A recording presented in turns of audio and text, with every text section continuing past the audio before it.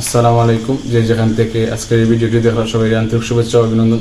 স্বাধীনতা দিবস উপলক্ষে আমাদের নবীগঞ্জ সরকারি কলেজ অনেক সুন্দর করে সাজানো হয়েছে। তো আমি মনে মনে ভাবলাম যে একটা ভিডিও তৈরি করি, তো একটা ভিডিও তৈরি করলাম। তো কথা না বাড়িয়ে ছিল ভিডিওটি শুরু করা যায়।